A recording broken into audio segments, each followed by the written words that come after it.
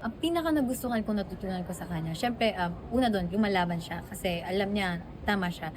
Pero bukod do'n, hindi niya kinalimutan na maging respectful sa tatay niya, 'di ba? Parang nandun po yung conflict nila, eh. So, kahit galit siya, kahit, may disappointment na naramdaman siya sa papa niya, hindi niya dinisrespect yung papa niya. Kumbaga nasabi niya ng maayos and with respect kung ano man yung pinaglalaban niya.